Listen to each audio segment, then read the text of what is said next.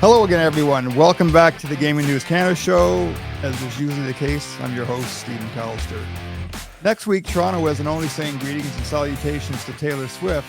Some of the best and brightest sports minds in the North American sporting space will gather at Westin Harbour Castle Hotel for the 17th edition of the PrimeTime Sports Management Conference. For those members of the audience who haven't heard of PrimeTime, it is the brainchild of Brian Burke and Trevor Whiffen. Among the many panels over the three-day conference will be a Tuesday morning discussion on the world of regulated sports betting, and I expect there will be a dash of online gaming tossed into the mix as well. We thought we'd give our loyal subscribers here at Gaming News Canada a sneak peek into the panel that's been assembled by Mr. Whiffen and Mark Silver, the CEO and co-founder of Parleh Media Group, who's with us today and who will also be handling the moderator's microphone next week. And with that, we say greetings and salutations to Tom Burdakin, the Vice President of Marketing Canada for FanDuel, Daniel Caufield, the Head of Business Development and Partnerships at Woodbine Entertainment, Tyler Puley, the Director of Marketing Communications and Brand Experience for OLG, and last but most certainly not least, Michael Zitney, the Director of Brand and Content for Entain Group. First off, Michael, I want to thank you for allowing us to use the Sports Interaction Studio to bring together this august group today. Yeah, happy to have you, and as much branding as you want. I'm all for it. Excellent. Hey, I want to start with a little bit of breaking news, and anytime we get a chance on the podcast to talk about something that's happened in the last 24 hours, we're going to jump on that, and so we're going to open with Mark Silver, but Tom Nightingale from Canadian Gaming Business is reporting today that the Senate has passed Bill S-269, the proposed legislation to create a national framework for sports betting advertising. That went through the Senate yesterday and will now be sent along to the House of Commons. This is a bill that was brought forward by Senator Marty Deakin back I believe in the spring, Mark. And again, this still has to get through the House. This is a bill that we've talked about very often on the podcast, going back to when Senator Deakin, we had Senator Deakin on LinkedIn Audio to talk about the bill when it was introduced. But maybe just give the audience a high level take on what this bill does. And I think there are challenges in getting it through the House. Well, I think, Steve, the protections that the bill is proposing to have in place, they definitely sound good. From my following of the storyline for this particular bill, I think there's a couple elements that maybe will play out as it moves its way eventually, perhaps into law.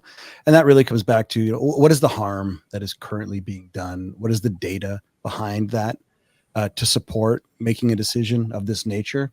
I think this is a common theme that we have heard brought up on your show for a couple of years now. Really, how do you measure the damage that this bill is intended to stop? Because I think it sounds good, but ultimately when it goes through the House, they really have to identify what exactly is the sacrifice that the regulated environment is going to have to make in order to now meet another threshold, which limits their ability to market. There's already, the restrictions here are already at a level which make it extremely difficult. I know we have a couple operators here. We're at one right now. We have definitely one that is joining us remotely that have had athletes as ambassadors and have had to change the way that they're being used specifically for responsible gaming messaging instead of having them connected to some kind of a play related marketing message. So I think my general answer is, let's see some more data here before this bill just kind of makes its way through the House. And I think the current state of the government, I think there's a lot of other topics that Canadians are concerned about beyond this particular bill in this particular window of time. Hey, Tom, I do want to ask you, Paul Burns, the president and CEO of the Canadian Gaming Association, and Catherine McLeod, the CEO of Think TV, they were among the people who spoke at Senate committee hearings around this bill. And there has been acknowledgement by Paul and Catherine and others in the industry that there has been a leveling off of advertising by the operators since the market opened in April 2022.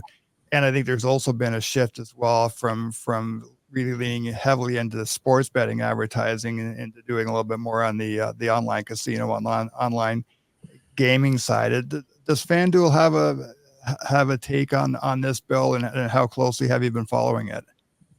We've been following it very closely. I mean, one of the most exciting parts I find about working on the Canadian business is that certain parts of our US marketing playbook don't work in Canada. We obviously don't have much of a daily fantasy base here. We can't market our bonuses in media. And as Mark alluded to, we can't use any former athletes in our advertising. So I view S269 as just yet another exciting potential challenge for us to adapt to and set an example for any similar legislation that could reach the US. And Flutter, being a global brand, has a lot of experience with these types of restrictions. And I trust that if it does ultimately go through, we'll work with the regulators to ensure we're complying with the standards that they ultimately decide on.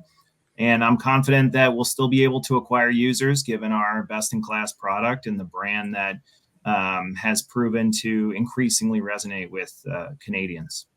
Michael, has there been an evolution of the advertising, the marketing that Sports Interaction's done since launching in the market here in Ontario? Yeah, it definitely has. If you go back to the beginning, even before my time, we were allowed using athletes, which is the biggest thing, which Tom already mentioned, right? But everyone's had to adapt in the world post athletes. And I think the best example, as you're looking at this bill, if anyone watched the World Series, right, you're able to see what they're doing in the US with the ads and the inducements and the bonuses that they're offering. We can't do that. Restrictions are in place, right? So if you're comparing apples to apples to what's happening there, it is fairly restrictive, right? But like Tom, we are monitoring it, and we're keeping an eye out, and we're ready for whatever happens. Hey Dan, Woodbine's obviously you're in a bit of a different situation. I mean, horse racing and is your meat and potatoes with the business that you do. I do want to ask the question if this bill potentially has any impact on Woodbine, and again, how closely are you and Michael Copeland and everybody else at Woodbine following this story? Look, I think the team is following it closely, but currently, because we're regulated by the CPMA and not under IGO, our advertising restrictions, we operate on a different rule book. That's starting to get a little bit murkier or more confused as we integrate our horse racing product into some of the sports books, and we certainly have to be compliant now with iGaming Ontario's rules and regulations as it pertains to horse racing. But we're still playing in a space that allows us to do a few different things under the HBI Bet brand, under Dark Horse, and then within our integrated partners, we just have a slight nuance to the messaging that we're putting out in market. Hey Tyler, I'll ask you this question, and Mark might want to chime in as well, given his background with Rogers and Bell Media. I do wonder if there is going to be pushback from media companies in this country. I mean, this industry was a bit of a golden goose coming out of COVID in terms of injecting advertising and marketing dollars into not just media networks, but also sports leagues and clubs as well. Would you expect you'll see a little bit of pushback from the media? That's a good question. I think there will be. I think the one thing is we're all dealing with this on an equal playing field is the challenge that it's pushing us to be more creative in what we do and what we talk about and how we reach our audiences. Anyone can sign a big athlete and use them in our spots, and it does suit a spot, but it's really challenging us as marketers and brands to try things differently. And I'm personally, the seat I'm sitting in, I'm excited about what we can do moving forward, because it is an even playing field. So yeah. Hey Mark, I'll just ask you that question, but I do want to get back to what Tyler has to say as well. I think it's a complicated question, Steve. It's we're at a place in time right now, and Amazon has entered the market in a big way with Monday Night Hockey and the Thursday night coast to coast NHL show that Sports Interaction is a part of, right here from the studio. Actually, give it a little plug. And what's coming down, next year, the next couple of years, we have a federal election. We have the NHL rights deal is going to go down. We have Chorus, who, is clearly on the market as of this week, selling with, $1 billion, I believe, in debt that they're asking for forgiveness as part of a sale. They have, I guess, top 3, top 4 over-the-air network in Canada. What happens to that? There's an extreme amount of pressure on the broadcasting model today. And when you combine that with this one particular bill, like, I don't think any of this is going to be solved quickly, just because if people are paying attention, and I'm definitely sure that the lobbyists are getting paid to push this off, like the other shoe has to drop before they get around to solving this particular issue. Yeah, when you talk about that part, Mark, part of this as well is that the bill is asking the CRTC to revisit its policies and regulations, and so that's even makes this adds another complicated layer to an already complicated story. It's complicated, and over the last few days, just as part of some of the other conversations I've had, we have the Discovery brands as an example that have now switched from Bell to Rogers, and whatever that means for the consumer. I mean, it's an interesting time to be talking about broadcast and distribution and content.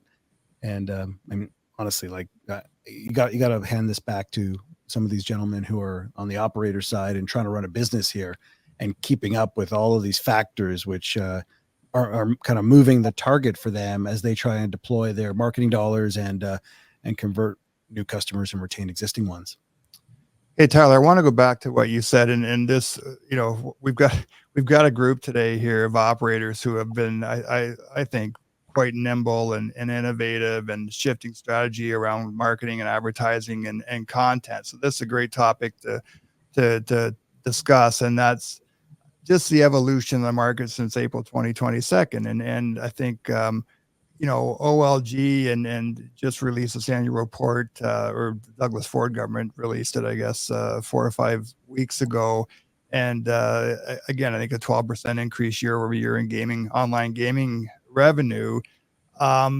You're still, I think, fairly new in your role with OLG, but just what's your focus been in terms of that shift in not the marketing spend, but just the creativity and the kind of content that you're trying to do, and how much of that focus is on ProLine, and how much of it is it on OLG's online gaming product? Yeah, I think, first, I'm still relatively new in this seat, coming up on my first year at OLG, and kind of,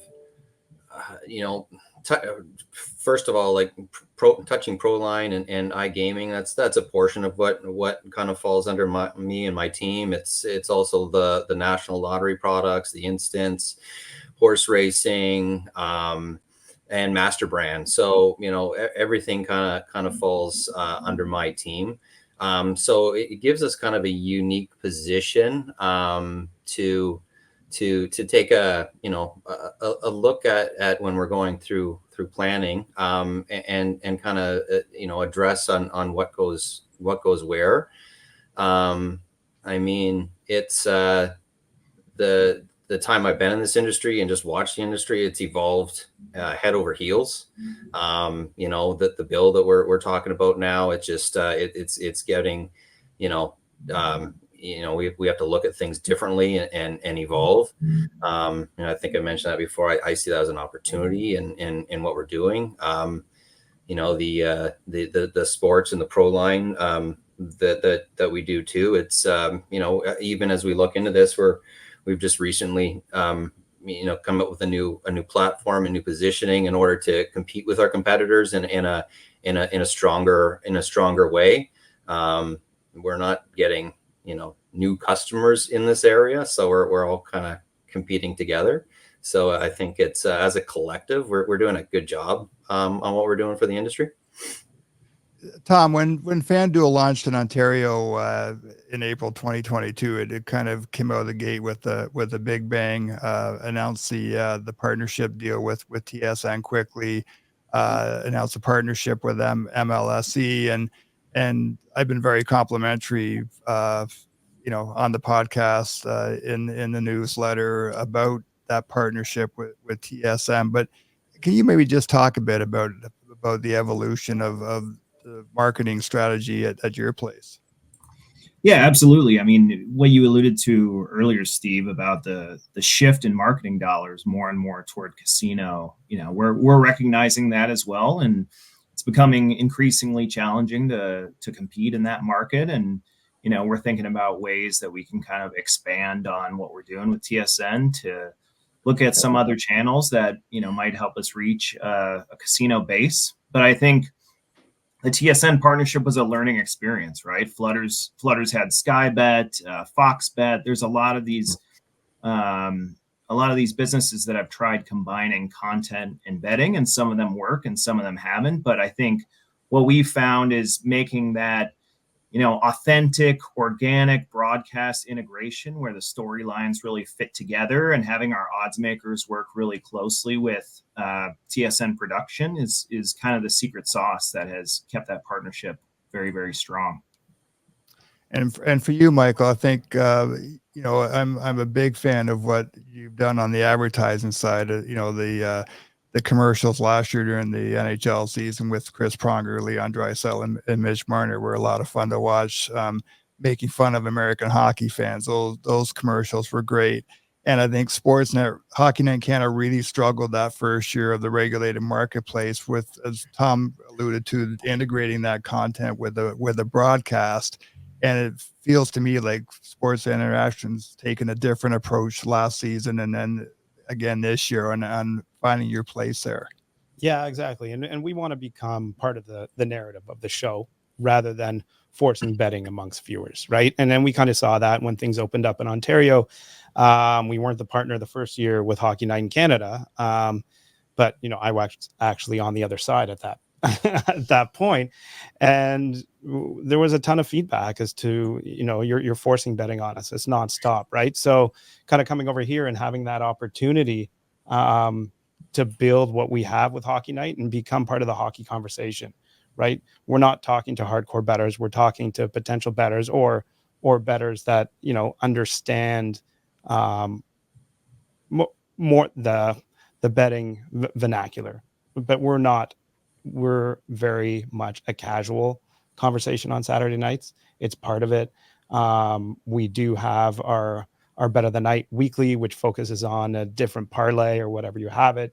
It's great when we can include one of our responsible gaming ambassadors like Leon Draisaitl, which then turned into our deal with Amazon, which we have on Thursday night, Coast to Coast, where we're actually we have Dave Bastel, our host, standing in our studio where we are right now, talking about our homegrown Bet of the Night, right? So he's live with the studio in New York, and they're talking about our book and what we're offering that night. There's a QR code, so it's bringing hockey and betting into one, right? Where we're not forcing betting on people. We're part of the narrative. We're part of the conversation. Steve, I'm gonna sabotage and take over the panel for just a second. I get to do it for real next week. No sabotaging, but you can take over for a second. Right. Tom, I'm gonna ask if you can speak to it. I believe you're partners with the NBA in the U.S. If not, I might be mistaken, but you might be able to speak to the U.S. market anyway. When you look at the NBA, they very clearly come out with an opt-in approach for betting, separate streams, separate digital experiences, separate social accounts. Now, whether it's through FanDuel or just your experience coming out of the U.S. before you came to Canada, do you have any perspectives on how some of those learnings in the U.S. can be adopted up here? So there is this bifurcation of your broadcast for everyone, which would include betting, versus a very specific experience for people who have accepted and are looking for a differentiated betting-focused content and engagement experience.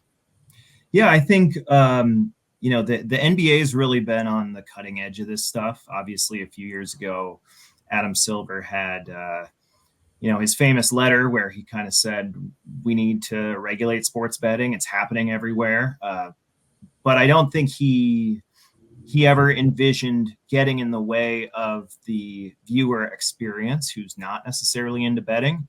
And so I think, they are trying different things to try and find the sweet spot, whether it's separate streams with different broadcasters and all kinds of things like that. I don't think anyone has really, really nailed it yet, but I do think, some of the things Sports Interaction is doing on Thursdays, some of the stuff we're trying out on Mondays with Amazon, I think there's opportunity to get really, really innovative with just sprinkling some of these things in. And like I said, making it authentic and organic and helping people understand how the lines really tell the story.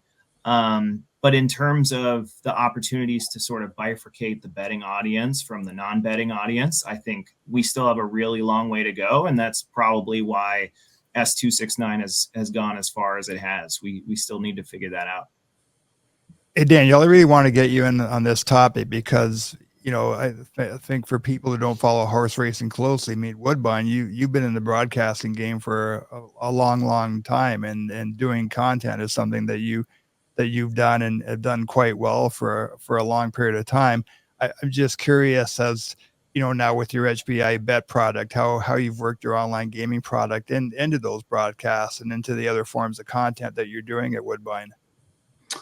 Yeah, so we've taken a bit of a different approach. We're also a content owner.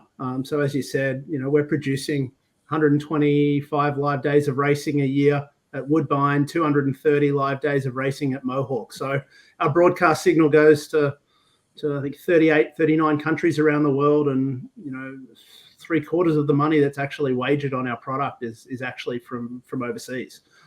So content distribution strategy has been critical to our growth. I think the main shift that we've seen in the last, certainly this year, as we watched and watched the market evolve, is we changed strategy and went and acquired the rights to the 30 best global race days around the world. We saw through our Bet365 racing integration that the major race days were the days of acquiring new customers, because they had that level of exposure and fandom through social media and other channels that bettors were naturally finding those big race days. So we launched a new partnership with Rogers Sportsnet this year. We've had a great partnership with TSN for a number of years, 5, 6, 7 years, where we broadcast 6 or 7 race dates from our racetracks. What we've gone and done is built in the best racing from around the world to our 6 or 7 days to really build those occasions to drive new engagement with new customers and fans. It's been successful. The new product is, or the new broadcast show is called Ignite World Racing. We ingest the host broadcast or international feed from the UK with Royal Ascot. We've got US Triple Crown races. We've got the Pegasus World Cup. The Breeders' Cup last week was on. And really what we try and do is Canadianize the content. So we're bringing in those feeds where we're layering in content directly from our studio at Woodbine. And we've even started to progress to build almost a picture-in-picture broadcast where we're hosting it live from Woodbine and looking in at the racetrack, depending where the track is all over the world. So the way we view it is we can naturally merge not only our HBI Bet content directly into those shows. So it's less of an S269 challenge because it's not in commercial inventory. But we're also finding ways to talk to new customers. So the way that Michael kind of described the content that they're producing isn't really about betting. It's kind of to be part of the conversation. Well, we're integrating our Bet365 partner to talk to them in a way that it's just casual sports betting. The verbiage around horse racing is pretty complicated, and if we take a narrative approach to the content of being welcoming and engaging and simplifying what is relatively a complicated sport, but can be simplified to just be a choice. We're finding that's a way to generate new fans and certainly the process we're taking to grow.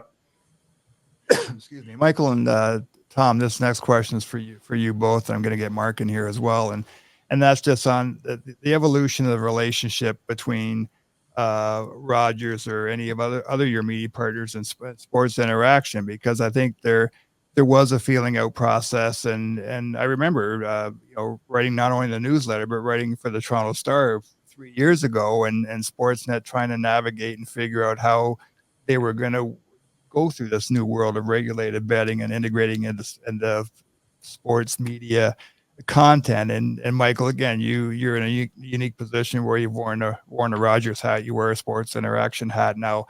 How has that relationship evolved? I think Tom's probably going to echo what I'm going to say, but I'll use Amazon as an example.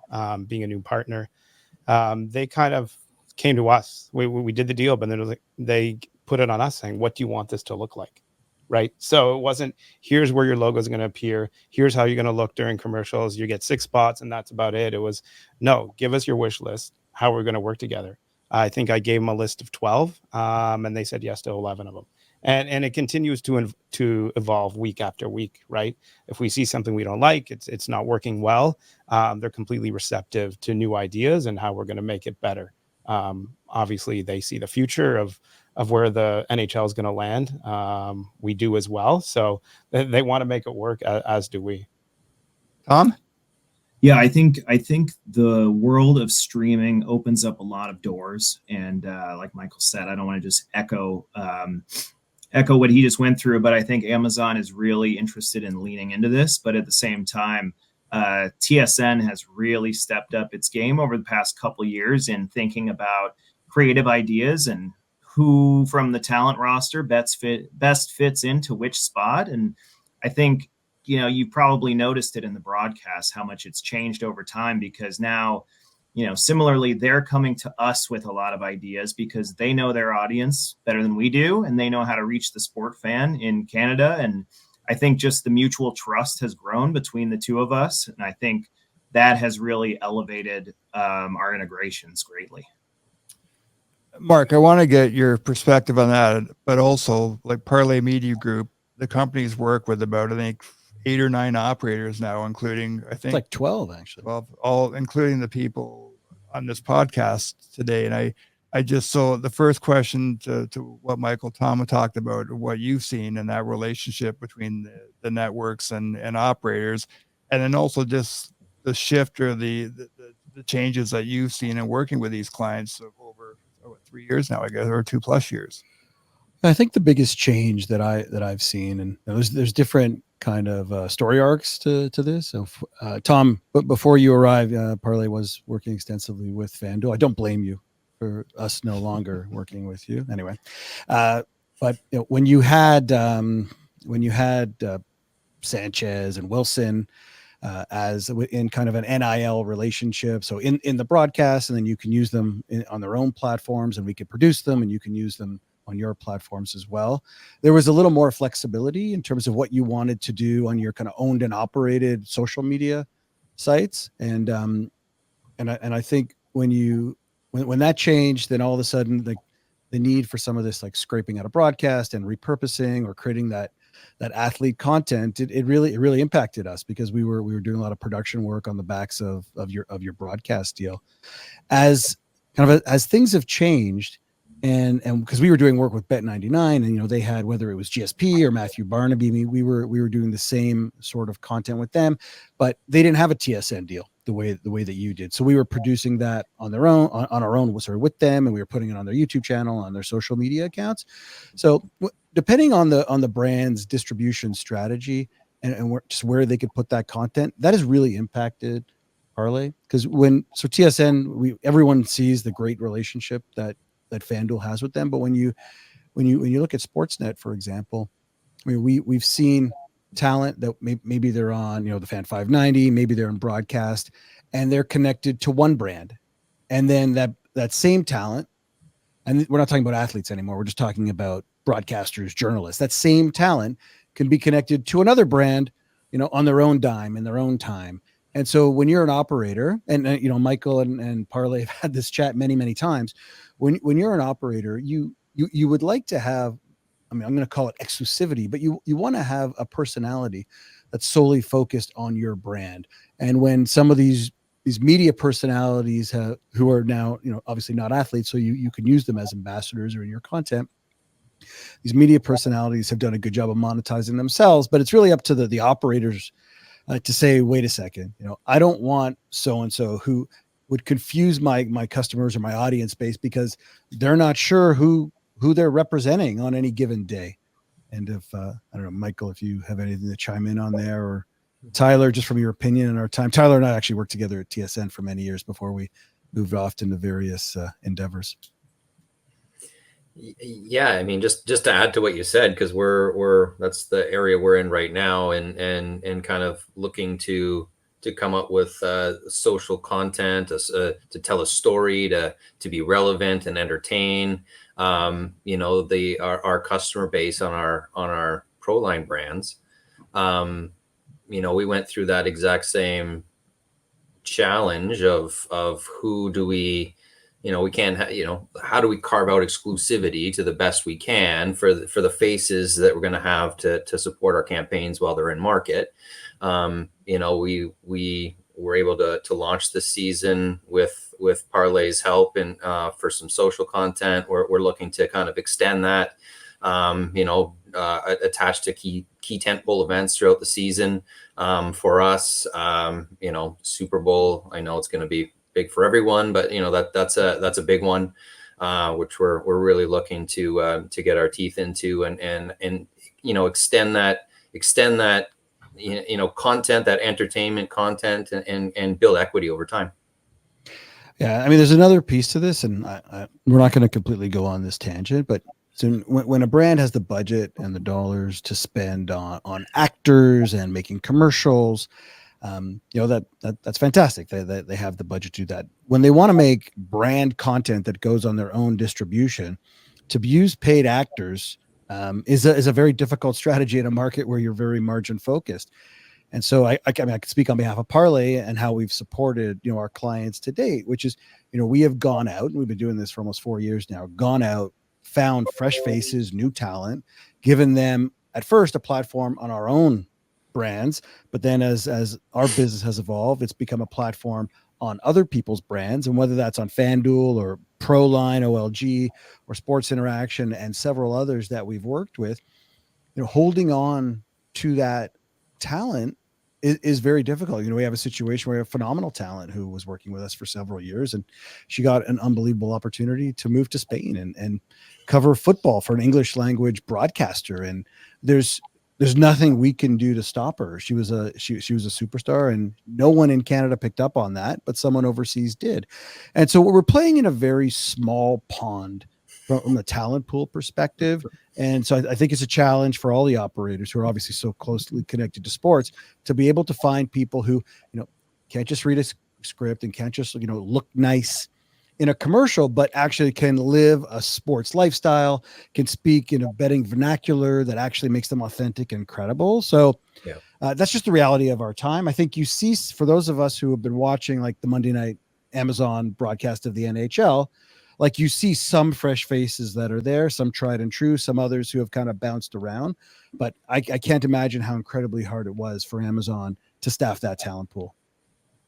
Yeah, I mean, Mark, you see that a lot in the U.S. as well. I mean, you got ESPN Bet, and then on Stephen A. Smith's podcast, he's promoting Prize Picks and on social. And obviously, the Barstool folks transitioning from Penn to DraftKings. And that consistency with one, whether it's an actor or sports talent or whoever it is so important. And that's what sometimes makes, the change of the legislation difficult. And obviously, the better they do, the more opportunities come to the talent. And so it's something that we're seeing consistently. And it's something we're always keeping in mind is, if we're going to have somebody representing our brand, we want them to do it over the long run. Yeah, and I think there's a piece here, and we'll see who's more of an expert in this space, but we're not talking about professional bettors who have a YouTube presence, perhaps their talent or they're journalists with the Action Network. Like, we're not talking about that pedigree or type of like person here. We're talking about entertainers, sports fans who can sit, I seen it here, 3-4 times a week on Sports Interaction, who can sit here and shoot the shit and watch a UFC match or an NHL match or an NFL match. And sure, it's a takeoff on like the Manning cast, for example, but it's different than that because it's about culture, it's about lifestyle, and this is just not easy to do.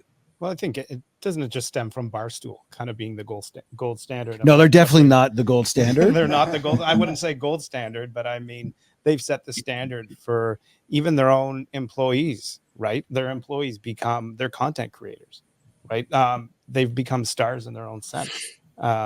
You know, if you look at our social feed, we're doing office content, and that honestly, that performs really, really well. Sometimes a lot better than some of our betting previews of the day, right? So it's really interesting what people grasp onto and what's going to work.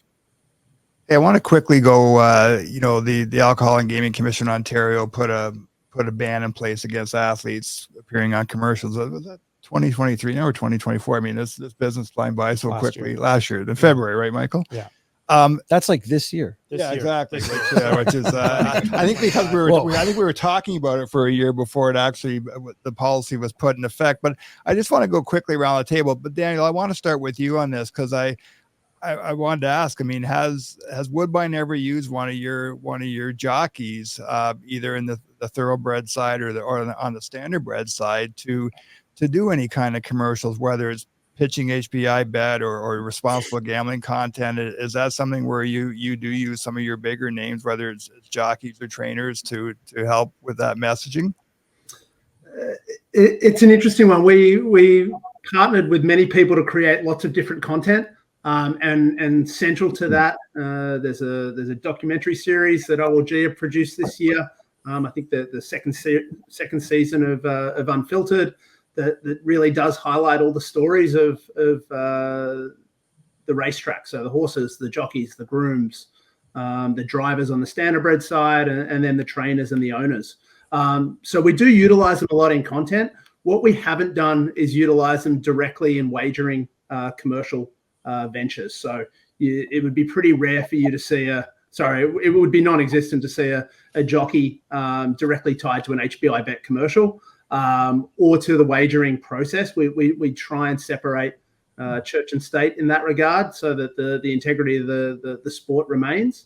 But that's not to say that past jockeys, past trainers don't get interviewed for tips, for insights, and for knowledge. But we just don't push it out into it sits in a content and editorial content space versus a commercial sphere. Tom, was there? I think the industry here in Ontario saw this AGCI policy coming from a mile away, but I just wondered, like, how dramatic a shift has been, or has it been a fairly seamless transition for FanDuel? So fortunately, we concentrate, a high percentage, like 20% of our media spend on RG. So it's something that's really, really important to us. And last year we aligned our partnership with Kenny Smith for a custom RG spot during the NBA that ran alongside Raptors games during the season.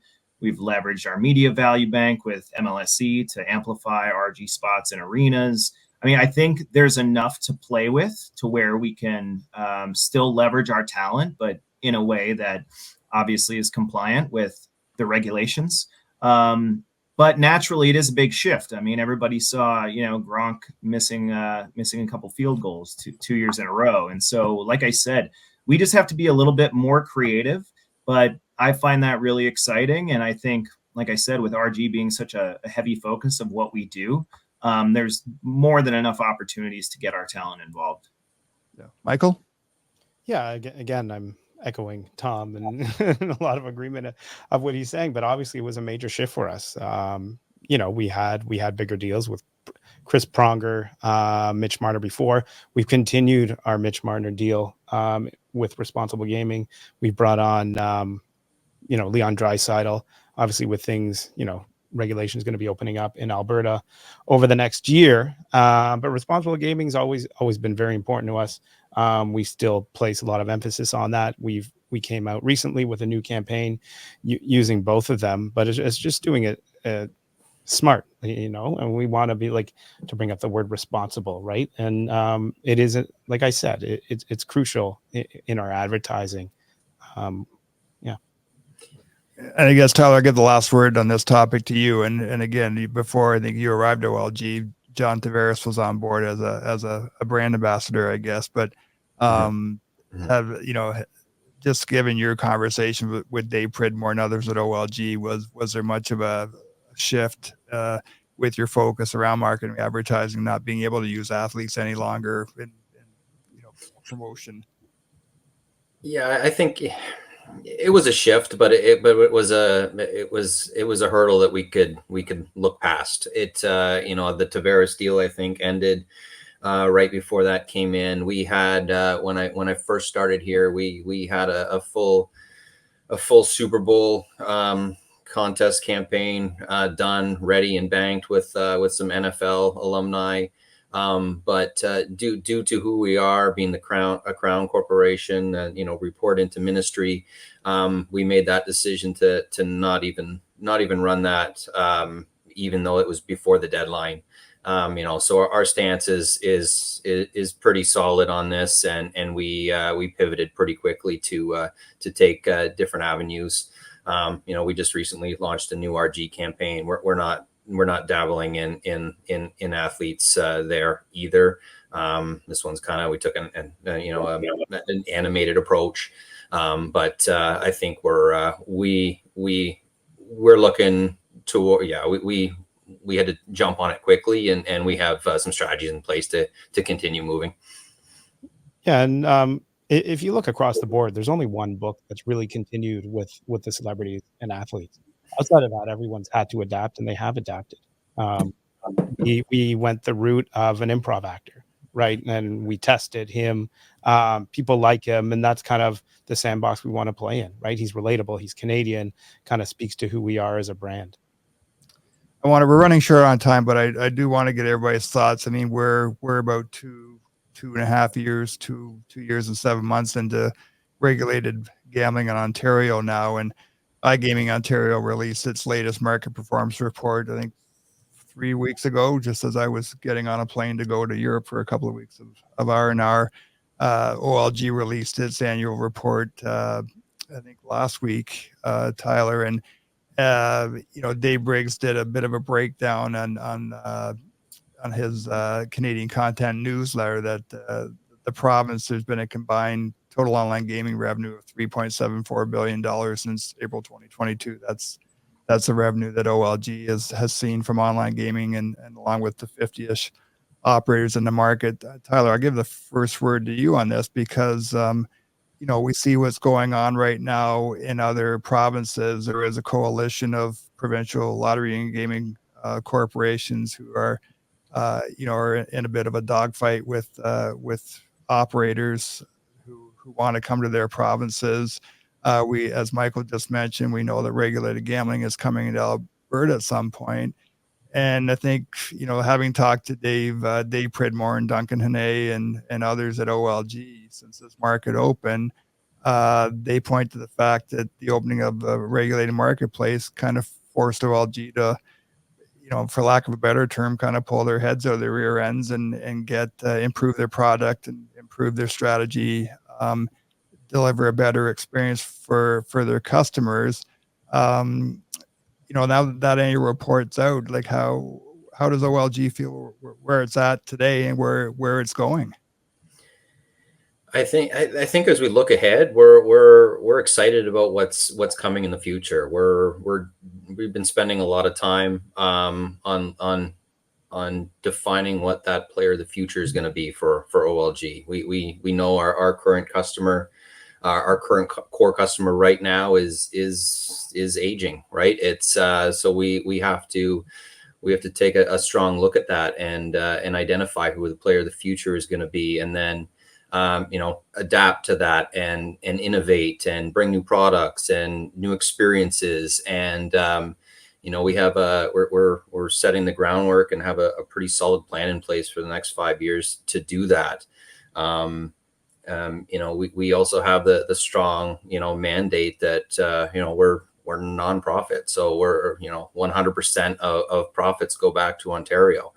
That's a unique position and story to tell. So we really, want to, as we look ahead, to tell that story even more and really push. And that's a significant amount of revenue that goes back to communities like ours in Ontario. So having that platform, be able to tell stories, working with our partners, MLSE, NFL, Live Nation, COC. We've already started telling some of those stories, and really want to use this platform to do so, while creating awareness and creating an entertaining product across all our different lines of business. I didn't even touch or talk about our the retail opportunities that we have as well, but really taking a look at where we need to be, and we're excited. Tom? Yeah, I think, related to the evolution of the product, we recently completed what we referred to internally as Project Maple, where we immensely upgraded the app in Canada to be faster and smoother, and add a bunch of features like enhanced live betting integrations, player prop tracking, the Parleh Hub, and enhanced tools for responsible gaming. And so as we head down that direction of introducing new products to the Canadian user, as well as incorporating more elements of personalization, because we know, players all have different tastes, we feel really good about our product going into Alberta. Michael? Yeah, and I think Alberta being the key, right? Not only Alberta, but BC soon after that, right? So it's more looking ahead over the next year, Alberta opening up, and really, we sit on the Entain platform, which is an incredible app. We have sorry, I'm going to sound like the commercial a bit, but but truly, like if you go on our app, between our custom props and parlays, right, we're already speaking to people in those markets, right? We kind of pride ourselves on the bets and the teams and the players that actually matter to you, being on the ground, being Canadian. We've been around since 1997, so continuing to reinforce that homegrown local feel. So as things do open up across the country, we're already speaking the language. We're already there. We've been there. And with our partnerships with Rogers and Amazon, we're already talking to those people. And Daniel, again, Woodbine's in a bit of a unique position where, there's the OLG relationship. You do have your own online betting app. You have the Bet365 partnership, but again, how does Woodbine fit into this piece of the puzzle?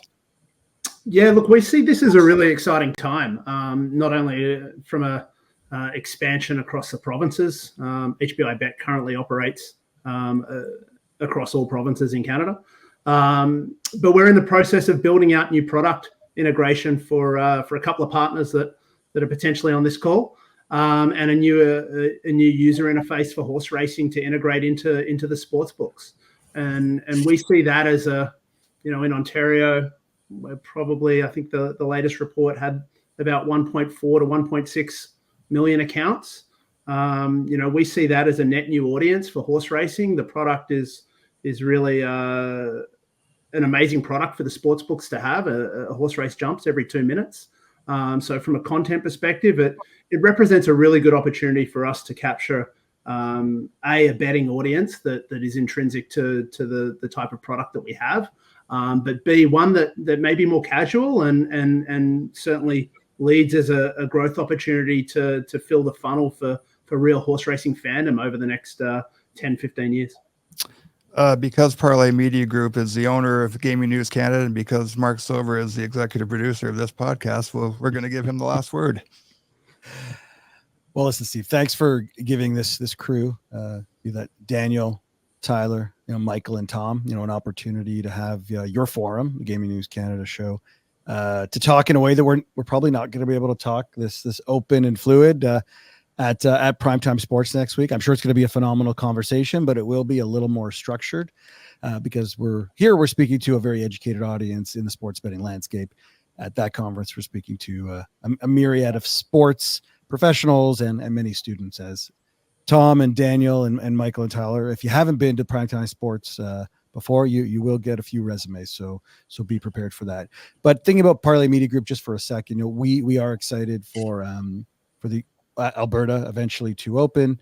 I mean, really on the backs of some of the work that we've done here in Ontario with OLG. We hope that it's a little contagious, that some of the other provincial lottery corps are willing to innovate with content. We haven't seen that yet. We keep trying. If you're listening to this podcast and you work for a provincial lottery corp, take a look at what Tyler and his team are doing on their ProLine Instagram account. It's been a lot of fun. We can bring it to your province.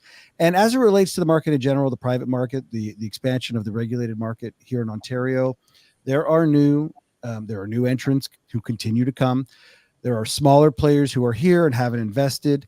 They are going to be investing. So while, Steve, maybe you could talk to this a little more, while there are some projections based on some macroeconomic conditions that maybe the revenue from betting is not going to expand over the course of Q4 into 2025, that doesn't mean that global operators are not looking at Ontario for expansion. I mean, listen, on this particular call, you have Entain, you have Flutter, Paddy Power. I mean, they're here. They're not going anywhere. And from what I can tell, they continue to like what they're doing.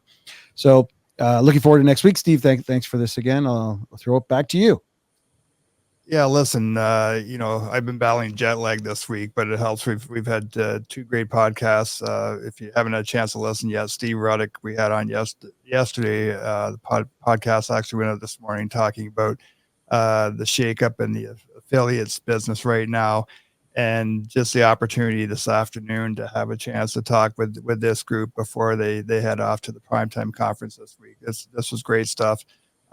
Can't say thank you enough to Mark Silver, Tom Burdakin, the Vice President of Marketing Canada for FanDuel, Daniel Caufield, the Head of Business Development and Partnerships at Woodbine Entertainment, Tyler Puley, the Director of Marketing Communications and Brand Experience for OLG, and Michael Zitney, the Director of Brand and Content for Entain Group. And again, Michael, thanks to you for hosting us here today, and also thanks to Sean McCormick from Parleh Media Group for adding on recording a podcast to his multitude of producing duties.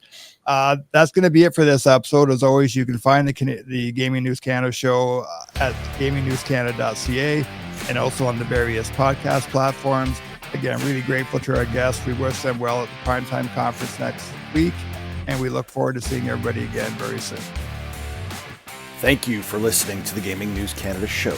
Sign up for our newsletter at gamingnewscanada.ca.